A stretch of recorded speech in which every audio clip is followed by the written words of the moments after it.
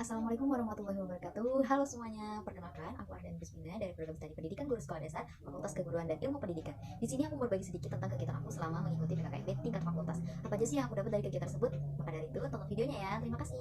Materi yang pertama disampaikan oleh Bapak Profesor Dr. Fatuan Raja, MPD, dengan judul Pembelajaran di Perguruan Tinggi di Era Teknologi dan Plagiarisme. Yang pertama, bagaimana kita menjadi dosen. Yang kedua, bagaimana melaksanakan tujuan demi mencapai suatu tujuan. Yang ketiga, terkait plagiarisme atau penjiplakan. Plagiarisme adalah sama seperti pencurian. Ketika melaksanakan tugas tugas dan kita menulis dan kalimat isi kita mengambil kata orang lain atau menjiplak. Itu sama saja dengan pencucian hasil. Jika tidak sengaja, itu tidak dianggap sebagai penjiplakan. Plagiarisme sama saja artinya mengambil hak orang lain. Materi yang kedua disampaikan oleh Bapak Dr. Iswandi, MPD, dengan tema Sistem Perkuliahan dan Bimbingan Akademik dan Kerjasama. Analisis mahasiswa. Yang pertama, kemampuan akademik. Yang kedua, bagaimana terujinya kurikulum kalian yang mengalami SMA daring. Yang ketiga, pemulihan. Yang keempat, ekosistem belajar. Selanjutnya, berkaitan dengan literasi 4.0. Literasi data, coding literasi manusia. Berhubungan dengan bagaimana kita memahami interaksi-interaksi sesama manusia dengan kemampuan seni berbicara manusia. Selanjutnya, pengembangan iptek dan inovasi. Ada kegiatan KO dan ekstrakurikuler. Yang pertama, integrasi kemampuan organisasi atau yang disebut dengan UKM. Sangat dianjurkan dari mulai sekarang, jadi cari yang mana yang cocok untuk kalian. Yang kedua, kemampuan kognitif. Berpikir kritis sistemik, kita harus bisa menjadi problem dissolver lateral entrepreneurship.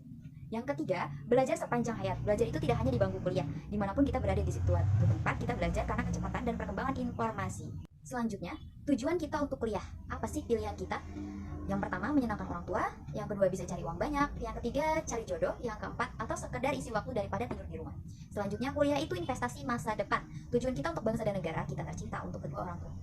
Jadi disinilah kita mulai berpikir bagaimana kita mengembangkan soft skill dalam diri kita, karena yang namanya jiwa leadership dalam diri kita itu tidak tumbuh sendiri, tapi harus kita kembangkan dan dapat dengan cara berorganisasi, seringnya berdiskusi, kegiatan perkuliahan yang bermanfaat. Selanjutnya, karakteristik yang menang. Yang pertama, komunikatif. Yang kedua, proaktif. Yang ketiga, etis. Yang keempat, cerdas. Yang kelima, gigih. Dan yang terakhir, kooperatif.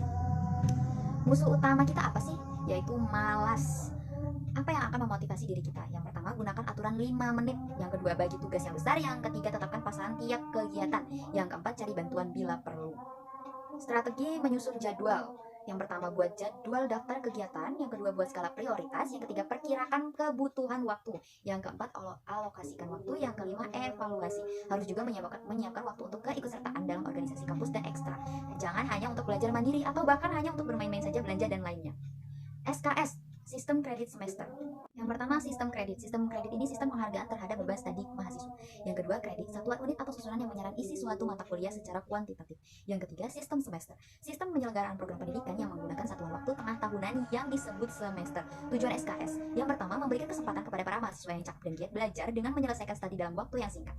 Dua, memberikan kesempatan kepada mahasiswa agar dapat mengambil mata kuliah yang sesuai dengan minat, bakat, dan kemampuannya. Beban studi. Yang pertama, besarnya beban studi pada semester pertama untuk laba ditentukan sama setiap mahasiswa. Kemudian dengan IP yang dicapai pada semester tersebut diperhitungkan beban studi pada semester berikutnya. Yang kedua, paling lama 7 tahun akademik untuk program sarjana, program diploma 4 atau sarjana terapan dengan beban belajar mahasiswa paling sedikit 144 SKS.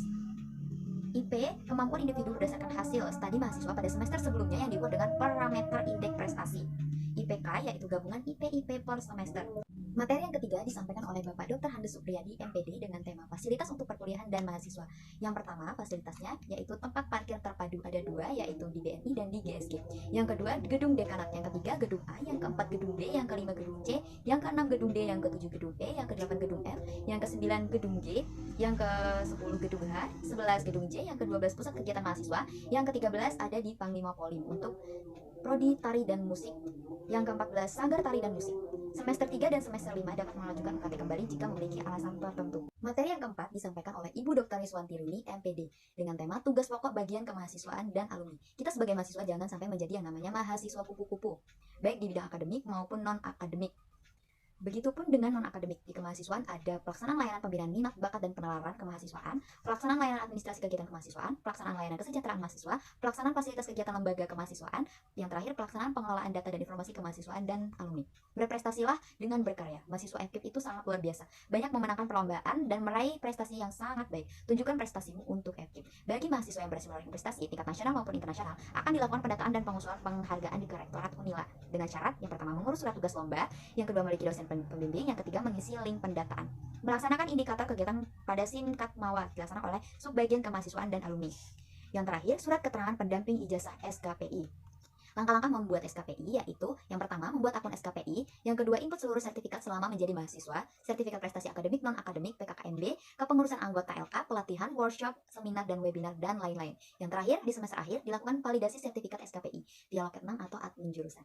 Nah, itu tadi resumen yang aku dapat dari kegiatan PKKMB tingkat fakultas kemarin. Semoga video ini bermanfaat dan terima kasih. Wabillahi taufiq walhidayah. Wassalamualaikum warahmatullahi wabarakatuh.